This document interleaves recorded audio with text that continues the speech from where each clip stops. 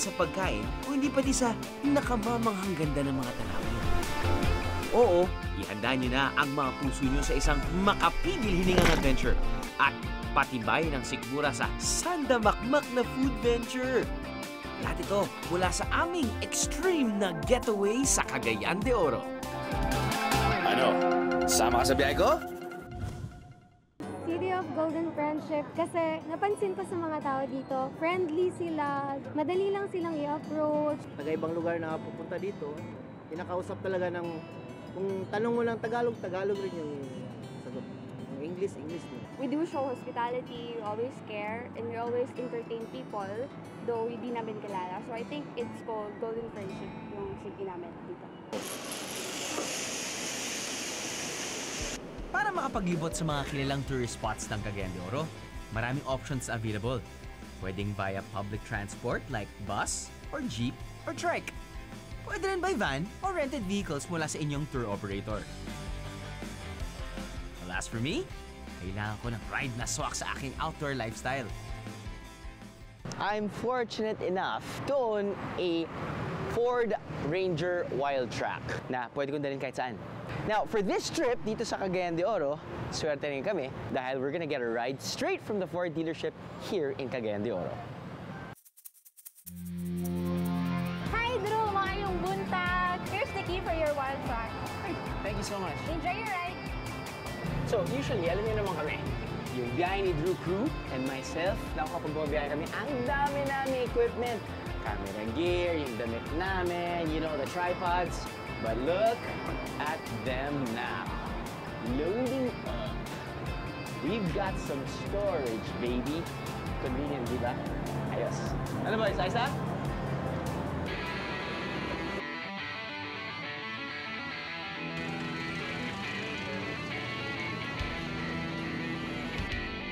Mulan man o umaraw, hindi ako kinakabahan kapag ito ang ginagamit ko. 30 to 40 minutes ang biyahe mula Cagayan de Oro Town proper papunta sa Mapao Nature Park. Full tank ako mga biyero. Kung gustuin ko, makakabiyahe tayo ng hanggang 1,600 kilometers. Pero sobrang swerte naman ng biyahe team kung magmamaneho ako para sa kanila ng ganong kalayo. Pero kapag nagdadrive tayo sa probinsya, di ba yung mararanasan natin yung sarap ng simoy ng hangin, pwede magbaba yung windows mo, yung kalye, wala masyadong kotse, wala ang traffic, hindi katulad sa Metro Manila. Minsan sementado, minsan rough roads katulad ng na-experience natin ngayon. Or kung minsan flat, pababa, or paahon. Pero using Ford Ranger Wildtrak, power on reserve, baby. Ang kagandahan kasi ng pickup na to, meron kang pipindutin dito sa may steering wheel. Help! Help. After the tone, please select either phone, radio, CD player, climate, external device. So it's all about hands-free options para mas tutok ka sa pagdadrive mo. Ayos ba? Ayos.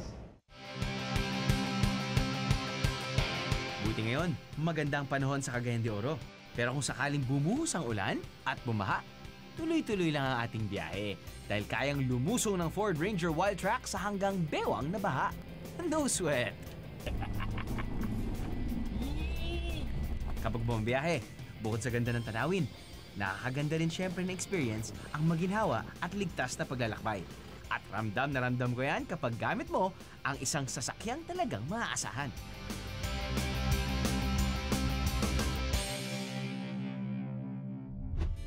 Swak ang Mapao Nature Park para sa pamilya o malalaking grupo tulad ng biyahe ni Drew Team. Sa dami ng mga pwedeng gawin dito, nako, siguradong hindi mauubusan ang bawat isa sa inyo ng activities.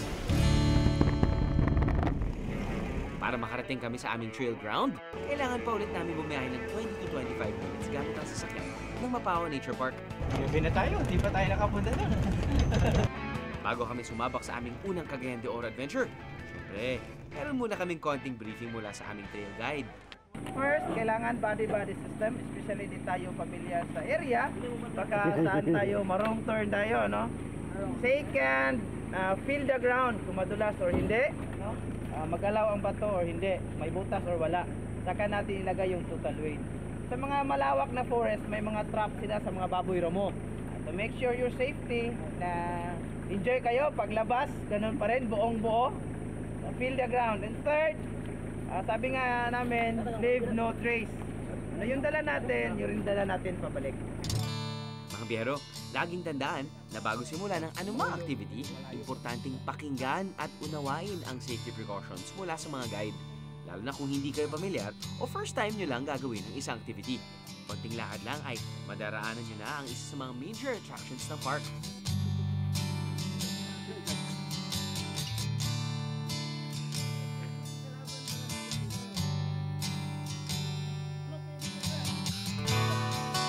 Ito po sir, ito yung heritage tree ng Cagayan de Oro. So this is around 350 years old at least. No? Ito yung parang mother tree, marami siyang mga, like, example yung isa mayroon doon, mga around 50 years old Pero ito naman lang yun. parang medyo pinakamalaki. Yes.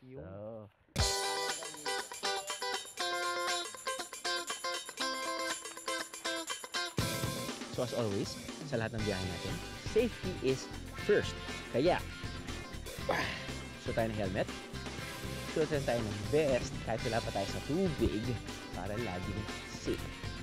Lalo na sa mga pupunta dito mga turista, hindi natin alam, lalo na kapag umuulan, pwede tayong mahulog, pwede tayong madulas, at pwede tayong masaktan. So, better, kahit na medyo uncomfortable, pwedeng mamawis tayo dahil medyo mainit. Sabi nga nila, it's better to sweat than to bleed.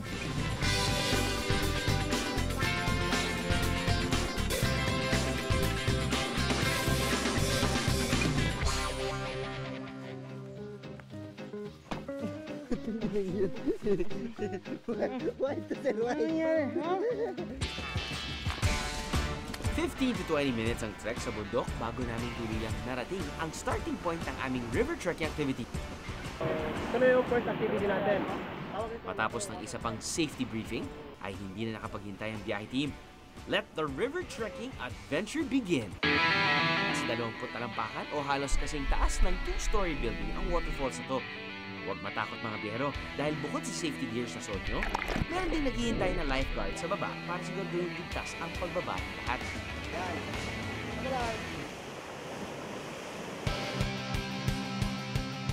Ang natural slide na to ay ang pinakauna sa 4 na courses dito sa park, kaya siguradong hindi bitin sa excitement. Para sa mga biyahero na naghahanap ng challenging adventure, baka ito na ang activity na swak para sa inyo. Sa halagang 1,200 pesos per head, masulit ang river trekking adventure kapag marami kayo. Kapit-bisig lang biyahe team! Pagkatapos ang humigit kumulang ng 20 meters na lakaran, pag-slide at paglublub sa malamig na tubig, it's time for the second course. Ngayon, kailangan naman naming mag-rappel patalikod para tumawid sa makitid na waterfalls na to.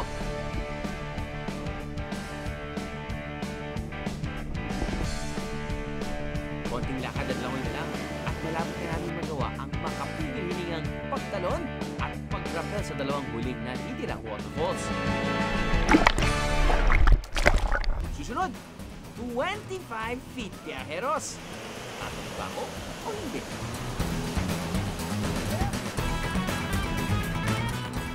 At ano to? Buwis buhay para sa biyahe? Ano? Sama ka sa biyahe ko? Ano? Sama ka sa biyahe ko?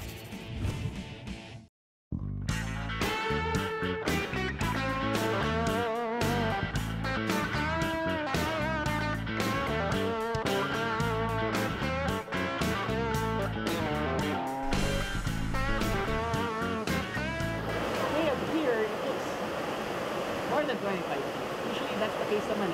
Pero pag tinalalan mo na, tapos nakita mo sa back, medyo parang may silangan.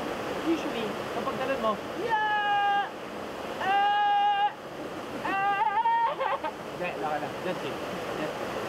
Pero, I guess, coming from, sa mga biyahe namin, kapag tumatira kami sa mga dito, kasi okay na, huwag na namin tingnan. At doon sa tumingin ka, at mag-isip ka pa, wala na, mapapaihi ka na. Hindi ka natatagog.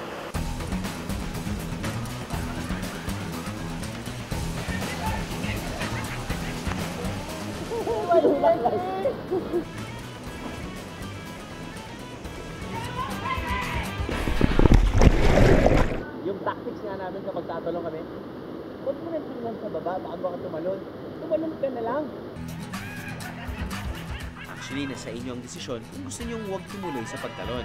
Pero nandito ka na rin eh. Diba? Why not jump and feel the rush of the cold waters below? First timers, yes? First timers? Yes? Yes! Okay. Anong naramdaman nyo? Ano yung pakiramdam bago kayo tumalon? Nakakatakot. Bakit nakakatakot?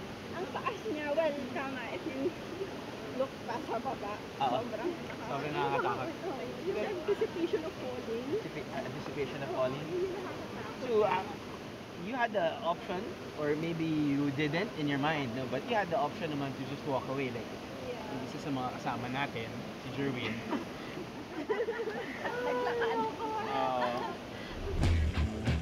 Kung hindi naman kaya ng isang katawan, isipan ng extreme adventure, marami pa kayong ibang gawain na pwedeng mapagpipilian sa Mapawa. For 325 pesos per head, pwede nilang ma-enjoy ang kanilang zipline. So dapat bend, no? And pwede may cross, no? Para relax. Dito pag zipline, first hindi kami nag-release ng nakainom. And additional, yung buhok kailangan nakatali, no? Another one, yung wala kami mga loose na mga gamit, no? Yung t-shirt tight down, walang mga jewelries o necklace na medyo mahaba na pwedeng pumupulupot sa kable para sigurado.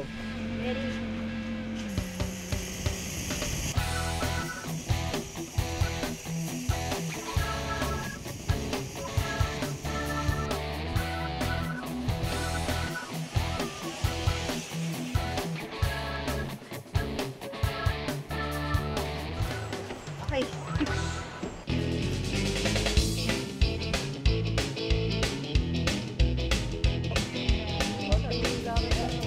Kung gusto nyo naman ng chillax lang, pwede nyo rin subukan ang horseback riding activity. For 200 pesos per head, pwede na kayong maglibot sa park ng 1 oras. Akala nyo ba na tapos na ang river trekking adventure sa pagtalon mula sa 25 feet high na waterfalls? Diyan kayo nagkakamali mga biyero. Ito ang icing on our adventure cake, ang pagrapel pababa sa talon na to, 65 feet o katumbas ng 6 na palapag lang naman ang taas ng waterfalls ito. So this is actually like a great time of the day para mag-rappel dahil tutok na tutok yung afternoon sun dun sa area kung saan tayo nagra-rappel.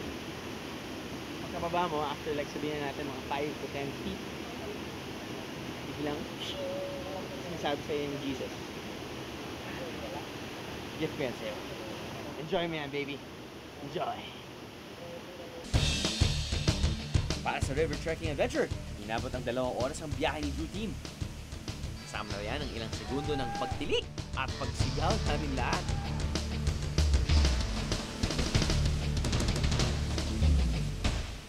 Pagkatapos ng aming adventure, ano mga bang dapat gawin?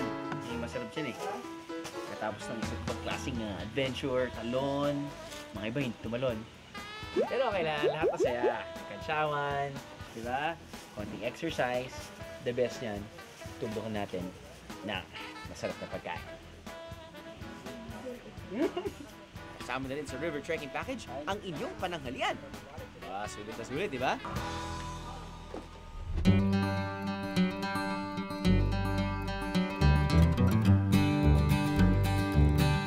Bukod sa activities, meron din silang bed and breakfast dito. 650 pesos lang per head for a minimum of 5 persons ang overnight rate.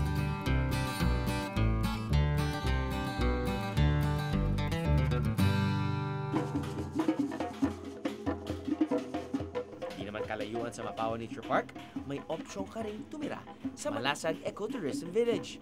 Sa budget ng 1,850 pesos, good for 2 persons na ang overnight room na to at with breakfast pa.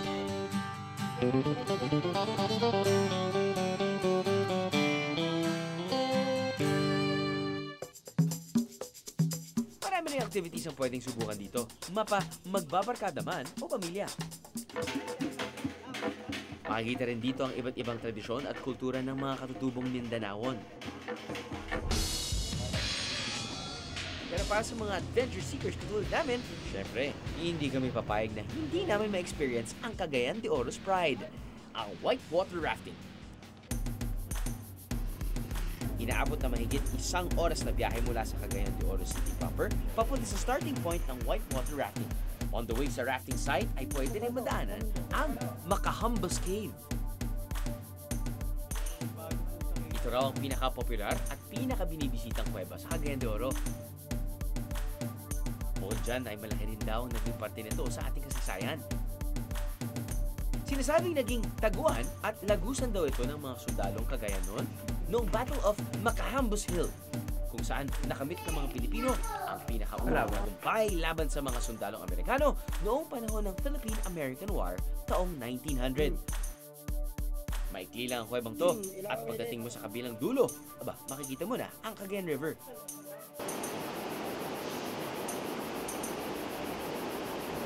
Pagdating sa starting point ng aming whitewater rafting activity, syempre, safety first. Kasama sa package tour ang mga life vest at helmet na gagamitin. Huwag na huwag din kakalimutang makinig sa safety briefing bago simulan ang adventure. Time mo? Yes, sir.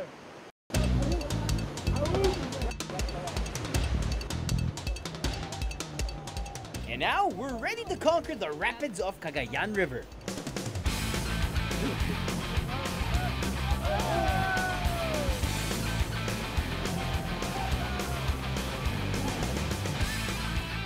Kung gusto nyo rin ng ganitong klaseng adventure, may 2 courses na ino-offer ang tour operator na napili namin. Ang short course na dadaan sa 14 rapids o ang long course na 21 rapids naman ang kailangan yung daanan. Para mas makatipid, kailangan lang bumuo ng grupo na hindi bababa sa 5 katao ang miyembro. Pinili namin ang short course para masulit namin ang biyahe sa Cagayan de Oro.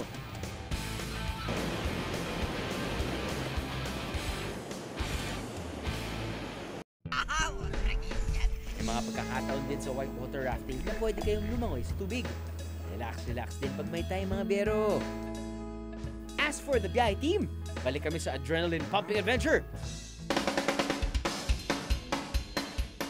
Paddle din naman pag may time. Alam ko na sasabihin niyo, viajeros, you love my job. Ang magsasabi ko lang sa inyo, ako rin, I love my job.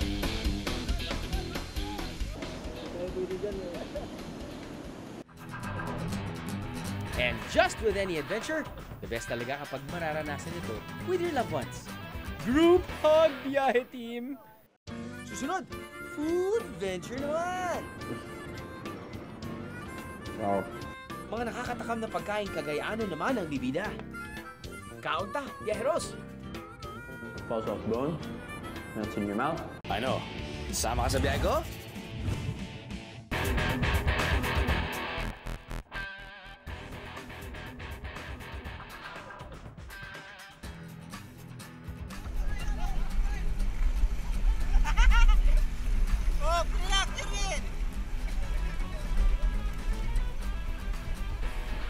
Ano? Sama ka sa biyahe ko?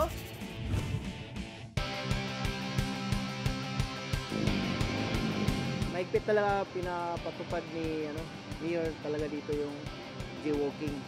Pero dito lang sa Divisoria. Yung mga tao dito, madali lang silang parang idisiplina. So mga biyahero, ito yung famous na Divisoria Plaza, kung saan dati, every Friday night, Saturday night, makikita mo to. Yung mga kalye dito, sarado dahil nakaset up yung mga food stalls, nakaset up din dito, of course, mga tables and chairs para makakain at makainom yung mga tao. Dito ka naalala ko may mga nagmamasahe pa. The best! Naalala ko hindi nila kami ni Mark Bautista dito nung Balikbayan Days. Sobrang daming tao, punong-puno, hindi ka talaga makakadaan kapag... Bakit? Thank you so much. I almost forgot. Para sa mga pedestrians, mga turista, kailangan nyo alamin to. Hindi basta-basta makakatawid ka ng kalye. Dahil meron namang pedestrian lane. Sobra silang stricto dito. Kapag hindi ka tumawid using the pedestrian lane, huhulihin kayo ng jaywalking, multa 1,500 pesos.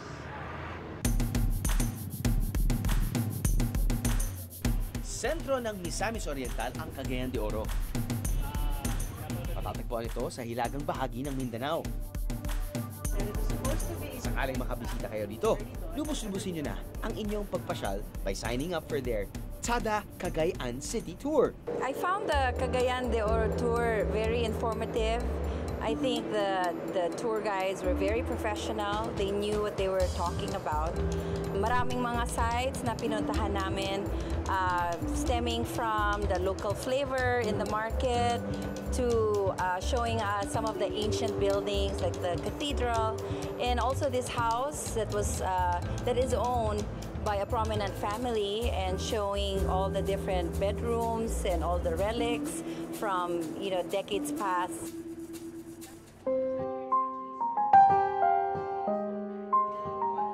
Inilunsad ito ng lokal na pamahalaan ng Cagayan de Oro noong 2012 para mas makilala ng mga turista ang kasaysayan ng lungsod.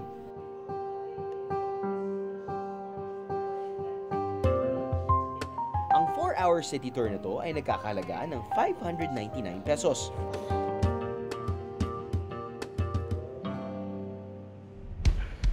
Pero, alam naman nyo kung ano ang palagi kong sinasabi, di ba? Don't be a tourist, be a local. Or at least try to be best place para malaman ang gawain ng mga lokal. Dito tayo sa kanilang palengke. Ano po ba yung usually na in-order dito ng mga locals? Chocolate or sekwati. Sekwati. Yun po yung tawag dito. Yung sekwati, chocolate po yan. Chocolate. So parang mga tableya, ganyan. Tableya, oo. Tableya. So, bumibili kayo ng kakao, tapos kami lang nagsasang. kayo nagsasang. Anong oras kayo nagbubukas? 1 o'clock. 1 a.m. 1 a.m. at saka 8 p.m. Magsara ng 8 p.m. Magsara ng 8 p.m. Para sa mga Kagaynon, perfect na combination ang sikwati at ang kanilang kakanin na puto maya. Anong klaseng kanin yung ginagamit? Anong klaseng bigas? Malagkit. Malagkit. Bakit po ibang kulay? Hinaluan ng putong. So lalagyan mo ng asukal to? Depende sa'yo. Paano po ba kakainin to? May fork po ba o gagainin mo na lang? Ito lalagyan ng tsokolate. Yan. Iniplex mo. Kapag lagyan mo pa ng asukal. Lahat naman, pag may asukal, no? Masarap. Kaya tayo mas naging hagabol, no? Tsokolate. Parang suman. Pwede. Kasi nung bata ako, ginagawa ng tatay ko bumili siya ng tableya, supermarket, pinapakuluan niya, lagyan niya ng tubig. Tapos yung tawag namin doon, sausaw. Nilalagay namin sa tasa, tapos nagpapainit kami ng pandesal, naglalagay kami ng butter, syempre ito-toast namin yan. Tapos sasausawin namin yung tinapay doon sa tsokolate. Dito naman sa kanila, ganoon din naman, tableya, tsokolate, maglalagay sila ng gatas na may asukal, pero yung kanilang tinapay, replacement of the bread, ay ang kanilang parang suman, malakit. So may asukal dito, buhay na buhay ka sa umaga. Alam mo, meron ako naisip, madam. Feeling ko bagay dito, mangga. Di ba? Yun yung okay sa travel, di ba? Hindi ka kailangan sumunod sa mga ginagawa ng mga locals. Pwede mong sundan, pero pwede ka ring maging creative at pwede kang tumingin kung ano bang pwede kong mahalo dito. Suman, mangga, tsokolate. Sumang-late. Sumang-late. Yan. Now, hindi mo na kailangan ngayon ng asukal dahil makukuha mo na yung tamis dito sa mangga. Sige, subukan natin. Diba? Nakokontrol mo pa.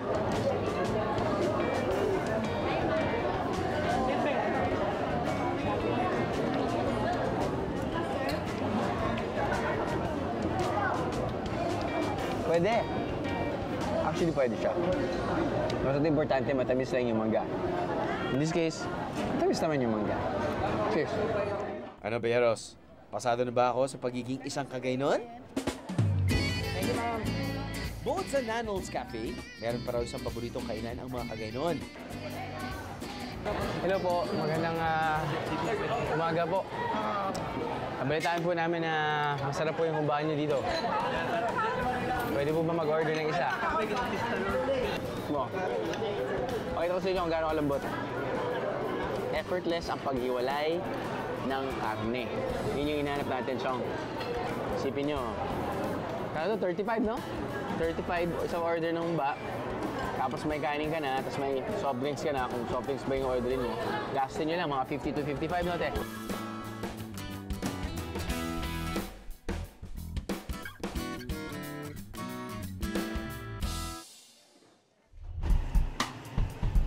Must try din ang sinuglaw sa Cagayan de Oro.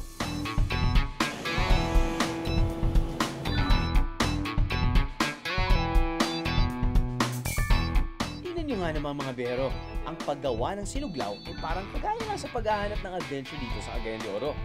Effortless.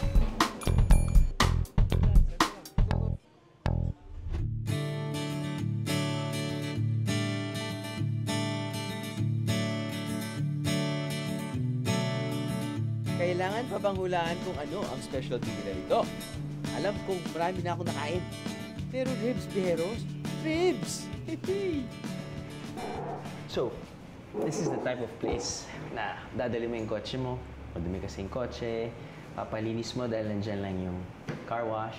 Makikita mo, may mga iba-ibang food stalls. Meron silang iniihaw. Ano kaya yon? Tapos makakita ka, Richie's! Ribs.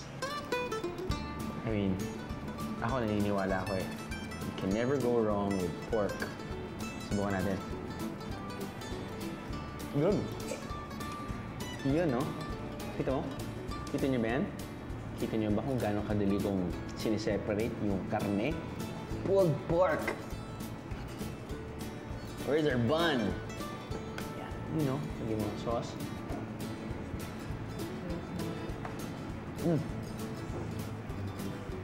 It's actually really good. See? You feel healthy again. May gulay naman, no problem. Sauce is really, really good. And then you have that smoky flavor that you're looking for, diba? Okay, subukan naman natin yung kanilang barbecue sauce.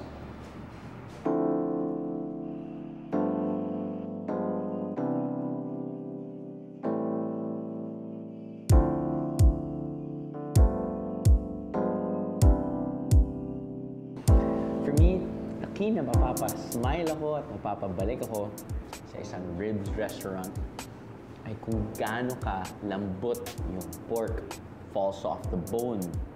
Yun yung, for me, the major criteria. Choosing really, really good ribs. Falls off bone, melts in your mouth, and your veggies. Eat your veggies. Pasarapin mo yung isang produkto mo, and then you will be great. Ribs. That's it. Kung okay ang food veggies sa umaga, ibang level naman daw ang kainan sa Cagayan de Oro pagsapit ng dilim. So okay, ito yung gusto namin kuminsan gawin. Papasok lang kami sa isang restaurant, hindi namin alam kung masarap yung pagkain nila. Gusto lang namin malaman, hey, malay mo, ito yung hindi pa na-explore, ito yung hindi pa na isusulat, at probably ito ang pwede ng noteworthy.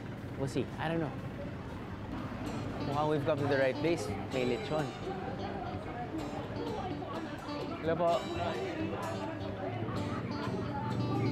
Turo-turo. Yun yung gusto ko, yung my kind of place, my kind of food restaurant. Dahil nakikita mo na right in front of you kung ano yung kakainin mo. Tapos doon, syempre, mabilis na yung serving dahil luto na, papainitin lang nila, or if ever, mainit na, kakainin mo na, pwede na. Ano po ba yung specialty nyo dito? Lechon at saka lechon paksi. Yung lechon nyo? Yeah. Pwede ba ako pumunta doon? Pwede po. Sir, malamang dyan kayo nagcha-chop ng lechon. Sino ba yung tiga-chop nyo? Mukhang kumakain ka pa ng lechon, kuya. Sir, specialty niyo dito lechon, correct? Para sa'yo, ilan taon mo na ginagawa to? Apat na taon na. Para sa'yo, anong pinaka-paborito mong parte? Yan. Talaga? Ano yun? Yan. Chan. Chan sa lechon. Pwede mo ba akong chop lang?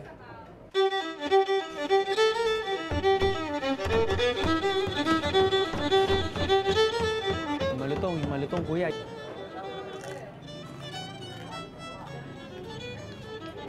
Check dito. Ano ba to? Chicharon? Hindi. Chicharon to, bro. Batok siya.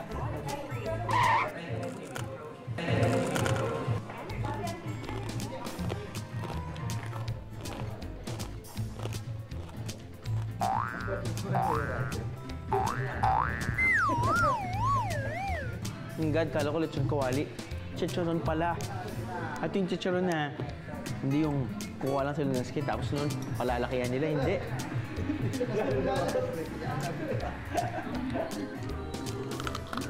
Oh my God.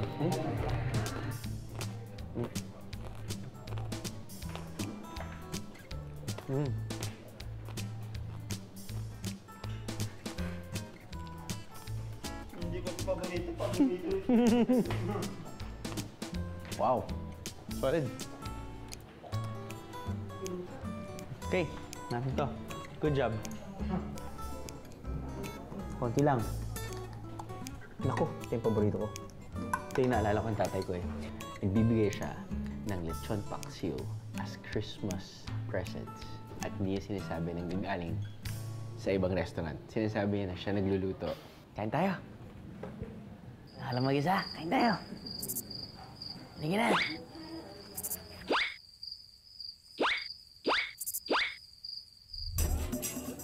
Para sa mga naghahanap ng kakaibang panglaman tiyan, sakto ang Isla Bonita para sa inyong taste buds with their exotic dishes.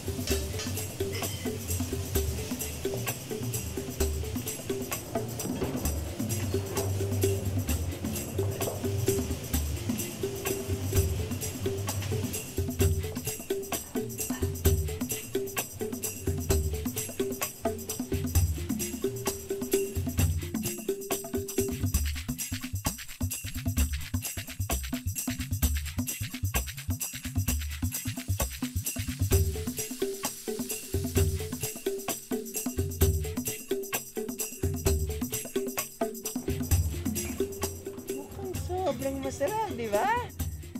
Bakit kaya hindi ko natikman mga to? So, remember yung famous pasalubong ng Camiguin? Alam mo yan? Sarap na pastel. Apparently, meron daw ginawang ibang version ng isang sikat na bake shop dito sa Lim Ket Kai. Subukan natin.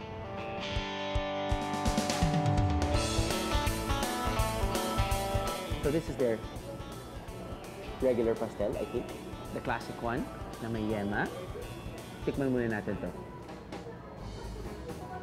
There you go. Very familiar taste. Custard or yung yema, very sweet, very creamy. Nasa loob ng malambot na dinner roll. Ayan. See, ito yung problema ko eh. Dapat titikim lang ako pero whatever brand ng pastel, it's really, really good. But, ito daw yung pinagyayabang nila.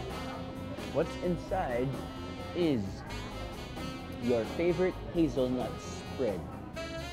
Okay. It's the same soft dinner roll, but inside, so yun, you just like it when, diba, like, this is your normal pastel.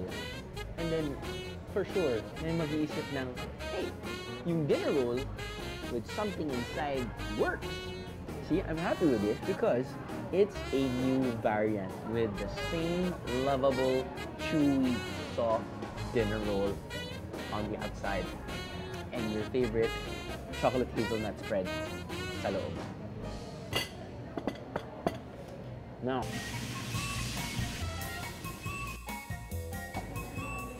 you know what's deadly? What's deadly is that usually you eat carbs in the morning and look outside. Hi. Sorry. It's 7 p.m. and I'm eating pancakes. Pancakes with, Yeah, man.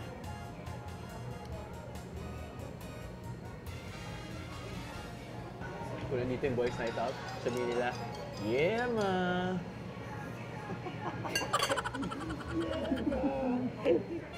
Sweetness. That thick caramel.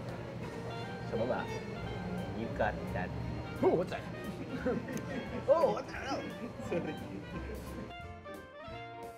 Very deadly. Very, very deadly. Hey, you're gonna eat this? Eat this early in the morning. One midnight snack. Okay?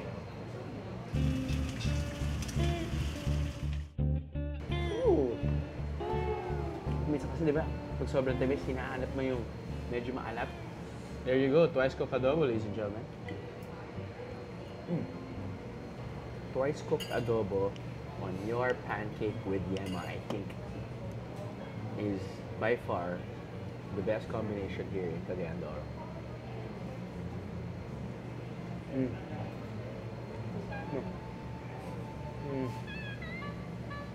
Oh, no.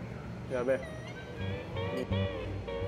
Yeros, ito ang dinner roll heaven. Ano? Sama ka sa biyahe ko? Ano? Sama ka sa biyahe ko? Dito sa Cagayan de Oro, ang magandang umaga ay maayong buntag at ang maraming salamat ay daghang salamat. Dito sa Cagayan de Oro, ang saan ang sakayan ay asa ka mo sakay. Dito sa Cagayan de Oro, ang saan kainan ay asa dapit ang kananan.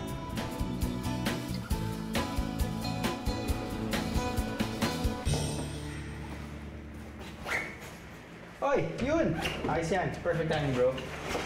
Kakatapos ko lang mag-empake dahil it's time for checking out. Welcome to my room na hindi nalinis. Sensya na. Check out na kami. Hindi ganyan kadumi kahapon. Okay. Pero nakikita niyo na yung space ko. The usual, lalapag ako dito ng mga charger, cables ko, whatever, pack. Big plus sa akin kapag may socket right beside the bed.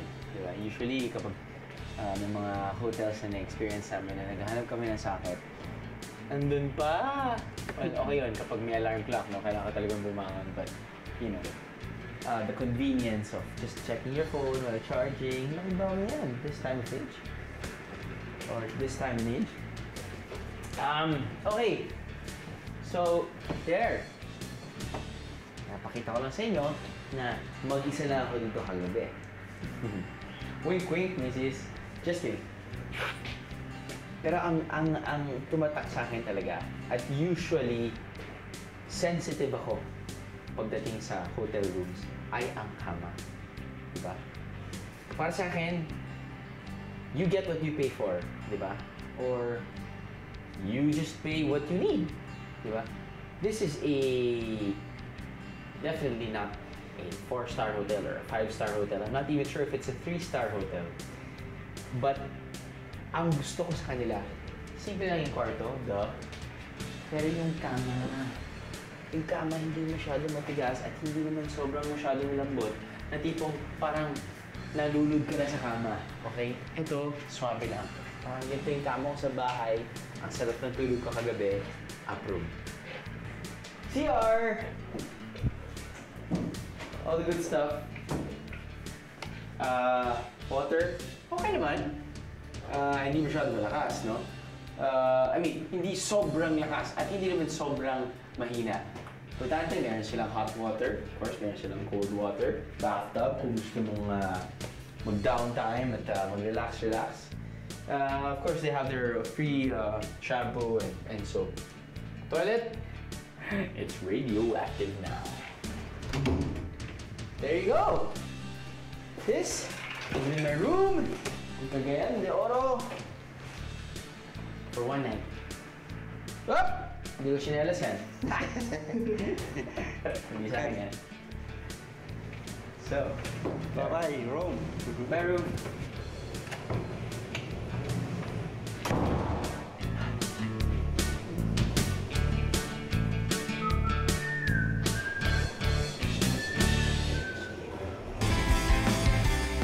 oras lang ang flight papuntang Cagayan de Oro mula sa Manila. Tutusin, hindi ito ganun katagal na biyahe kapag ang mararating mo ay swak na weekend destination.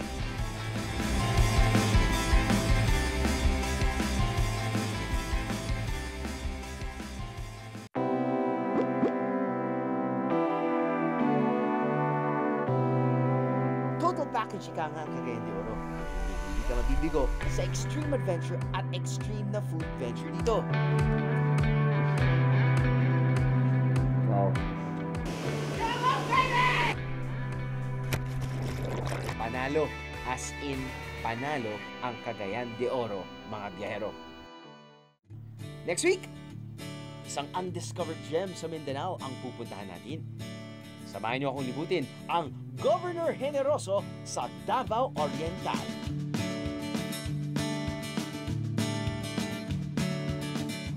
Ito yung tinatawag nilang red coral or pink coral. Actually, itong red coral na to, naka-crush siya over time at naghahalo siya sa white sand.